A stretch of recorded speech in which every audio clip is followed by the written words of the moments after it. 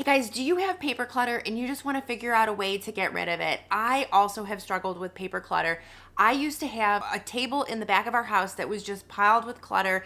It would get worse and worse. I never dealt with it. I've since overcome this and I want to share what I've done. I want to share my tips. I have a lot of good ones. I think there's one that in particular you need to do every day, and it's an easy thing that takes 2 seconds. So let's get into it. Okay, so here's how we're going to tackle this mess. The first thing we're going to do is we're going to pull out a recycling bin and we're going to do what I like to call the big purge. We must do this. I know it's like a dreaded thing that nobody wants to do because it's very overwhelming. If you feel like it's too overwhelming, just set a timer for 10 minutes and do what you can. You can do this every day if you have to, or get it all done. But essentially what we're gonna do is we're gonna get this bin ready and we're gonna toss a bunch of things into it. We often hold on to paper that we do not need. We think like, maybe we'll need this, let's hang on to it in case. I promise you, you will rarely throw something, if ever, away that you need. So start with magazines. Magazines you haven't read, throw those in there. Toss your receipts in there. You do not need your receipts. All your appliance manuals can go in there as well. I have Googled a bunch of appliances. All of them are online. The manuals are there. They're easy to find, so don't hang on to them. Throw away your kids' art. I know that they love it. Take a photo of it, keep the photo, but don't keep the paper. Check your purses, check your wallets, go through everywhere that you have paper and get rid of it. If you're worried about sensitive documents, you could invest in an inexpensive shredder. Sometimes I even cut things up myself with a pair of scissors, or I'll rip it up. You could even burn it. If you have access to somewhere where you can burn it in your sink. I mean, be careful, obviously. There are ways to destroy any sensitive documents without purchasing a shredder. Also, soak your items in a bucket of water for 24 hours. That works too. Okay, now that we've gotten rid of the paper clutter, we are gonna start opting out of junk mail. I have done this and it works very well. So let me give you the 2 things that you can do to opt out. The first thing, you can go to dmachoice.org. I'm gonna put a little link right here. This is paid. You do have to pay a couple dollars for 10 years. I think it's like $2. But essentially, this is going to remove you from some of the biggest marketing lists and get rid of a ton of that junk mail that you receive. There's another one called optoutprescreen.com that will take you off of all of the credit card solicitations. You will no longer get any of those. You just need to give them your name and address so they know who you are. Then, you know the to current resident mail that we all get every day. I hate this mail. So this is how you get rid of that. There are 3 big mailing lists that you need to remove yourself from. I'm going to link them in the description, and I'm also just going to mention them here. It's save.com, valpak.com, and mspark.com. Those are the 3 big ones. Removing yourself from those 3 lists will stop those current resident flyers and mailers that we all get. Now that you've removed yourself from the list, you've gotten all of the paper out of your house, now we're gonna have the plan for going forward. One of the things I mentioned that you can do every day, and it just takes a couple of seconds, is to deal with paper mail or paper that comes into your home immediately. I do this every day and I cannot tell you the impact it has made. The moment I take the mail from the mailbox, I look at it and I decide, what am I saving? What am I keeping? What am I tossing? And I make a decision right then and there. If I'm not ready to make that decision, I don't even touch the mail. I let it sit in the mailbox. I recycle any junk mail.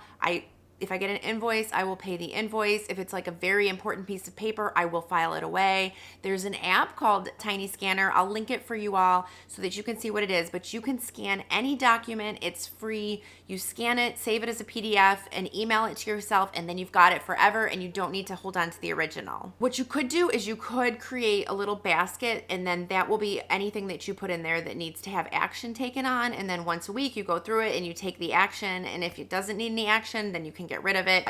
Just kind of come up with a little system so that you know that this basket is something needs to be done with the items in it. My next tip is to go paperless, and this is something that you can do with your utility bills. You can do this with your banks. Any place where you have an account and you're receiving statements in the mail, you can go and log on to their online system and you can check that box to make sure you're paperless. I've gone paperless for every single thing.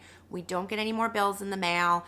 I don't get any statements, and I just know that I can go online and everything is there. Of course, I do online bill pay anyway, so this is just a lot easier. My next tip is to use 1 notepad per person. I know this sounds weird, but I find that we have a lot of notepads around the house. People take notes, people do their work, and they're half used most of the time, or they get smushed somewhere and then destroyed. What I like to do is each person gets one notepad and they can take their notes and they can use that notepad, and then when the notepad's filled up, they can toss it, recycle it, whatever they need to do, and then they can get the next notepad. I just think this is maybe a weird tip, but it works for us. Next tip is to not pick up paper when you're outside of your home. So you know how you go out and people are handing you flyers, or they're giving you paper menus to take home. Maybe you've seen a show and they give you the program, or you've got ticket stubs. Don't even bring them into your house. Toss them before you come home. Don't even tempt yourself. Next is to create a filing system that works for you. So everyone is going to be different. I mentioned the basket as one thing you can do for items that need to take action.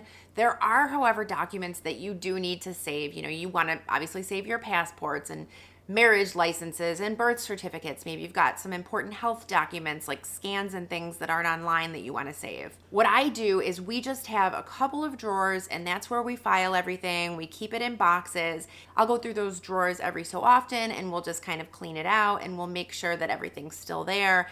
And it's just a good way for us to know, like, these two drawers are where our really important documents are stored. My next tip is to have one large family calendar. And this will be a place where you can share everyone's appointments, everyone's things that they have to do, their vacation days, sporting events, whatever it is. There is one calendar, and this is where everything goes, and everyone can see the calendar. We keep ours on our refrigerator.